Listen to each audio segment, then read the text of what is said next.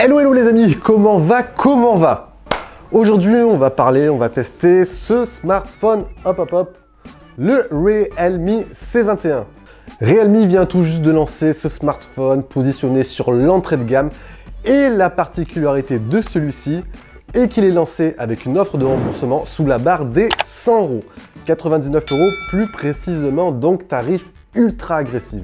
Bon, c'est vrai, lorsqu'on fait un petit tour sur le marché, 99 €, ça reste assez rare.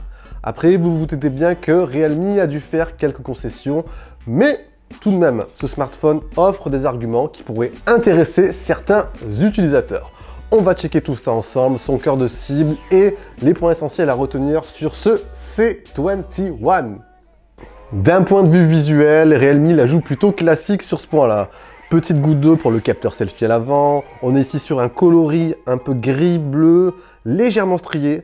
On notera juste ici, là, derrière, vous avez le lecteur d'empreinte pour déverrouiller le smartphone.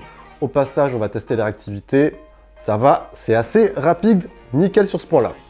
Niveau prise en main, le smartphone est plutôt agréable à manipuler. Nous sommes bien sûr sur des finitions ici plastiques, un smartphone entrée de gamme oblige. Après, ça a au moins l'avantage d'avoir un smartphone pas très lourd au quotidien. Nous sommes ici sur un poids de 190 grammes.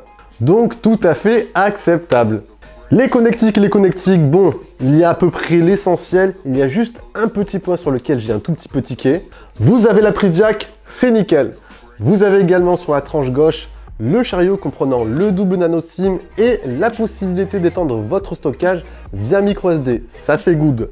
Sous la tranche inférieure, vous avez le petit haut-parleur pour la partie sonore et juste à côté, vous avez un port micro USB pour la recharge.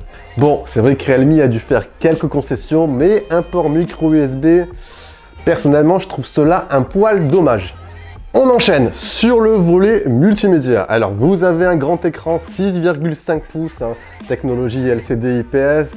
Donc ici, un écran pratique pour lire du contenu vidéo, regarder vos séries préférées, rien à redire. Petit bémol par contre sur la définition embarquée, nous sommes seulement sur du HD+, et en parallèle, vous avez également un écran peu lumineux. Au niveau de la calibration, on est à peu près correct. Je vous conseille juste d'aller faire un petit tour dans les paramètres et d'aller ajuster la température des couleurs vers des tons un poil plus chauds afin d'optimiser au mieux votre dalle.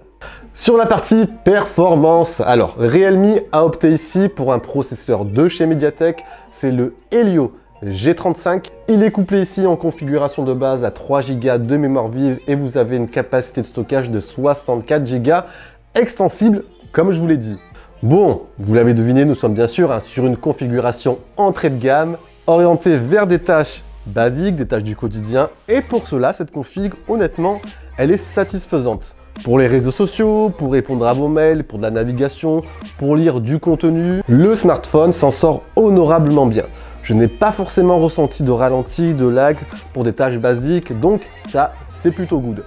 Comme vous l'avez deviné, la config n'est pas du tout orientée gaming, mais j'ai réussi tout de même à faire tourner quelques jeux comme PUBG, Asphalt 9. Il faudra juste prendre en considération les temps de chargement hyper longs, quelques saccades de temps en temps et des graphismes de qualité assez moyens. Je vous conseille, si vous voulez tout de même jouer, de vous tourner plus vers des jeux de type Among Us, etc. Bref, pour un smartphone à 99 €, il propose une bonne polyvalence en matière d'usage. Le gros point fort de ce smartphone nous vient bien sûr, comme souvent sur les smartphones entrée de gamme, de l'autonomie.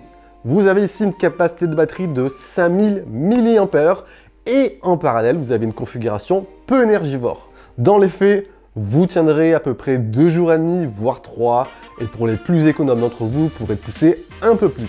Il y a par contre un bémol, et vous vous en doutez bien, c'est le temps de chargement. Avec le port micro USB, il faudra à peu près patienter 1h10, 1h20 pour recharger 50% de votre batterie et un peu moins de 3 heures pour une recharge complète. Fort heureusement, on se consolera grâce à l'autonomie marathonienne de ce smartphone. La partie photo. Comme vous le voyez, on a ici un triple capteur photo. Après, soyons honnêtes, seul le capteur principal sera réellement utilisé dans les faits. Les deux autres sont juste là pour l'effet marketing entre guillemets.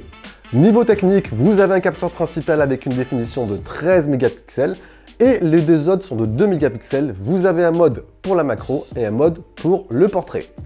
Dans les faits, alors, quand les conditions de lumière sont bonnes, le capteur principal propose une partition tout à fait correcte à mon goût, un poil peut-être saturé au niveau de la colorimétrie. Après, encore une fois, au regard de son prix, ça reste tout à fait convenable. Le mode portrait, personnellement, je l'ai trouvé sans plus, mais il fait le taf.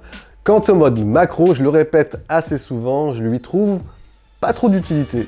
Et les amateurs de vidéo pourront filmer jusqu'en 1080p à 30 images par seconde.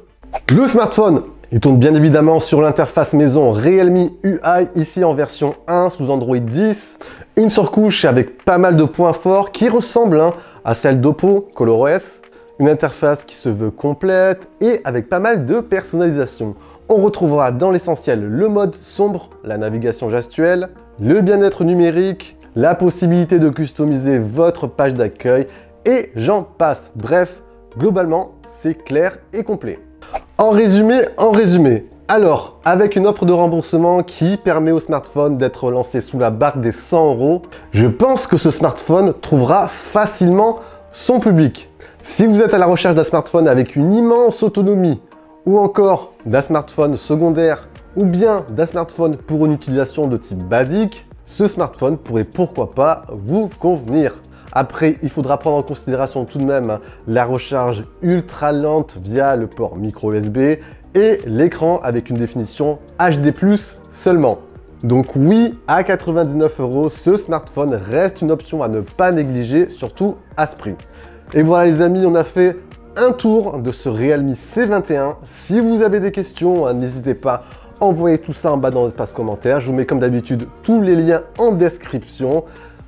On se dit bien sûr à la prochaine, prenez soin de vous, n'oubliez pas le pouce bleu, etc., le partage. Allez, ciao ciao!